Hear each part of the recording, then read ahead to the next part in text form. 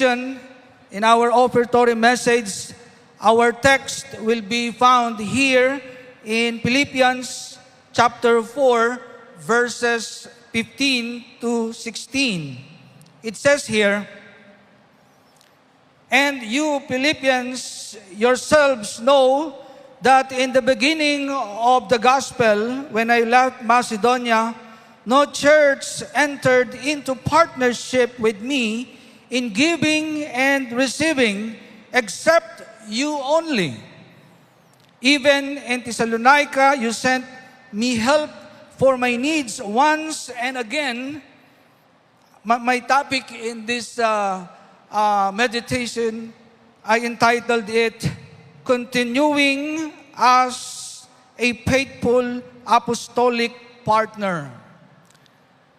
Yung salita na no church entered into partnership with me in giving and receiving except you. Alam nating lahat, mga kapatid, if there is ever a time when we must continue, when we must intensify, strengthen, and deepen our apostolic partnership, is now. Kung iisipin natin, noon ang hirap manampalataya, ang hirap paniwalaan ang salita ng Diyos sapagkat wala tayo pang nakikita. Pero ngayon, mga kapatid, purihin ang Panginoon. Hayag na hayag sa atin ang gawa ng Diyos. And we are the recipient of the faith, sacrifice, and obedience of the early fourth watch believers, led by our dear late Apostle Arsenio Tanferiol. Today, we are reaping the harvest of his prayers, his sacrifices, and his tireless service. Tayo po ngayon ay nag-e-enjoy sa mga pinagpagalan ng ating mahal na apostol, Arsenio Tanferiol.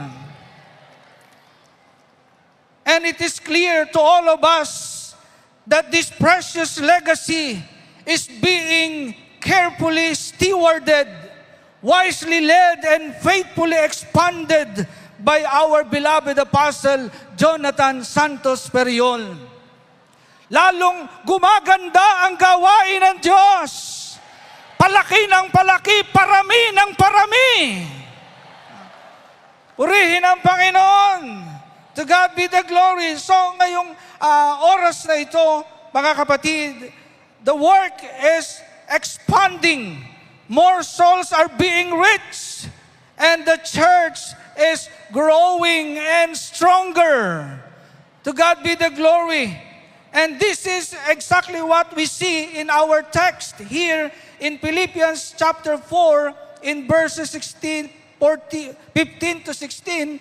It says there na walang ibang nakipagkaisa kay Apostol Pablo maliban sa Pilipos, sa iglesia sa Pilipos.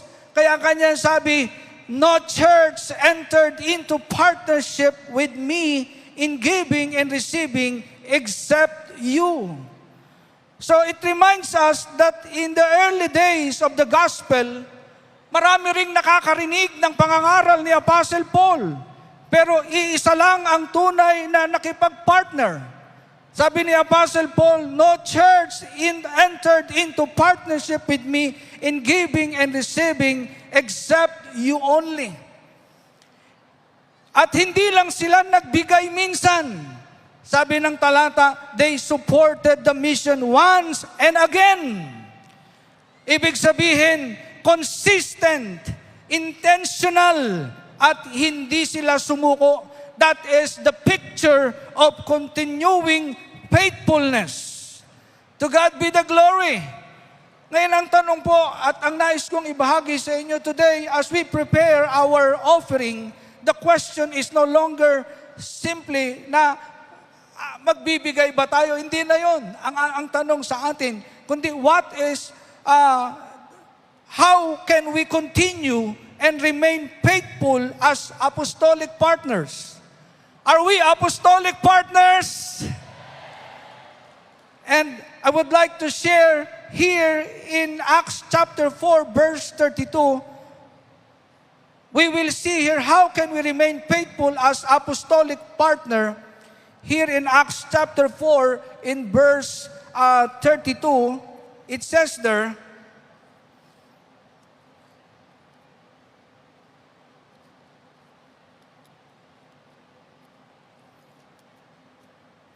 and all the believers were united in heart and mind, and they felt what they owned was not neither own. So they shared everything they had.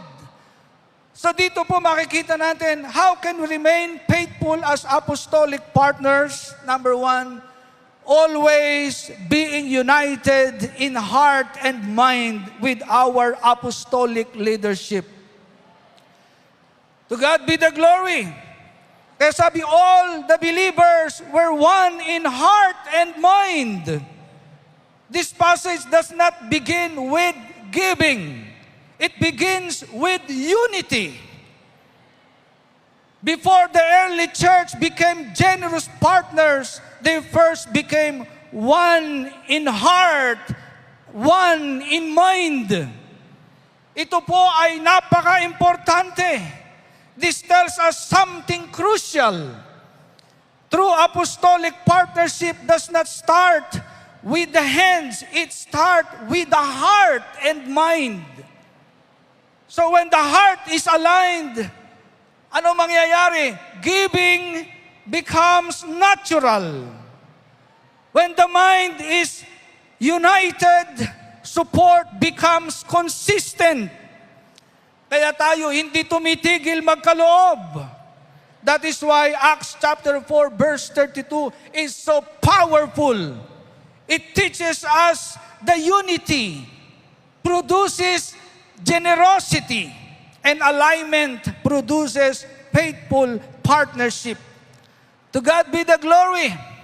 And a church that is one in heart and mind will never struggle to stand together, to give together, and to move forward together. Kaya ang PMCC Fort Watts ay lumalago ng lumalago because we have one in heart and in mind. To our leaders, to God be the glory. So just like the early church, when the heart and mind are aligned with apostolic leadership, giving becomes generous and joyful. To God be the glory. But when they are not aligned, giving becomes suspicious, critical, and distorted. At gusto ko pong makita natin, this is exactly what we see in the example of Judas. Dito po sa John chapter 12, in verses 3 to 6, makikita po natin dito ang puso, ang pag-iisip na hindi naka-align sa sugo ng Diyos. Makikita natin, sabi sa 12 verses 3 to 6, it says here, then Mary took 12-ounce jar of expensive perfume made from essence of nard, and she anointed Jesus' feet with it, wiping his feet with her hair. The house was filled with fragrance. But Judas Iscariot, the disciple who would soon betray him, said, that perfume was worth a year's wages. It should have been sold and the money given to the poor. Not that he cared for the poor. He was a thief. And since he was in charge of the disciples, money often stole some for himself. So makikita natin dito, when Mary poured out costly perfume on Jesus, Judas objected. Not because he cared about the poor, but because his heart was wrong. Pag ang puso pala hindi naka-align, hindi kaisa ng sugo, ang pagkakaloob ay magiging critical. Scripture reveals that he was a thief and his complaint was rooted in self-interest, not devotion. Judas was physically present among the disciples, but his heart and mind were never aligned with the Lord. Lagi siyang kasama ng Panginoon, pero ang puso niya ay hindi kaisa ng Panginoon. Hindi siya kaisa sa puso at isip. So this reminds us of sobering truth. Being inside the church is not a guarantee of apostolic partnership. What matters is whether our heart and mind are truly united with God's appointed leadership. Purihin ang Panginoon. Naalala natin, mga kapatid, ang pangyayari sa banal na kasulatan ng ang mga great men of David. Dito po sa 2 Samuel chapter 23 sa verse 15. David said longingly, "Oh, that someone would give me water to drink from the well of Bethlehem, which is by the gate." Ito po yung sandali na si Haring David ay pagod na pagod. This was not a command. This was not an instruction. It was simply the heart of a weary leader speaking. Yet David's mighty men heard among that words. They discerned the burden behind his heart. Without being commanded, they risked their lives, broke through enemy lines, and brought the water to David. Bakit? Hindi sila inutusan. Nadama nila yung kabigatan, nadama nila yung damdamin ni Haring David. Mga kapatid, the same principle applies today with our beloved Apostle Jonathan. What is his burden right now, especially sa Home Free Global Crusade Luneta? That the entire place be filled, that 1,000 be baptized, and that God would grant a favorable and victorious time. Mga kapatid, naririnig ba natin ang damdamin, nararamdaman ba natin ang damdamin ito ng mahal na apostol? Mga kapatid, kapag ang ating puso ay kaisa ng mahal na apostol, because our heart are aligned with His, we feel that burden, and because we feel it, we act. Kaya tayo maraming dadaling bisita. Praise the Lord! At sa ating pagsunod, nakikita natin ang Diyos ay gumagawa. To God be the glory. Nung nakaraan po, sabi ko sa mahal na apostol, sa damdamin namin ng mga taga-Southern Bicol District din na makapag-akay ng kaluluwa. Sabi ko, 1 linggo pa lang pumunta na kayo dito. At kanila pong hinouse to house ang lugar ng Baklaran. At doon, nang pumunta sila sa barangay captain, ang sabi ng barangay captain, ano kailangan? Sabi nila, kami po'y may gawain sa Luneta. Mag-i-invite po kami. Sa madaling salita, ipiniliwanag nila ang Home Free Global Crusade. Ang sabi nung kapitan, ilan ba kailangan nyo? Sabi nila, 100 po sana. Napakaliit naman yung kailangan nyo. Marami akong mga leader dito. Praise the Lord. At ang sabi niya, itong aking air condition na naglalaman ito ng 100 na mga katao, dito pwede kayong magparami dito.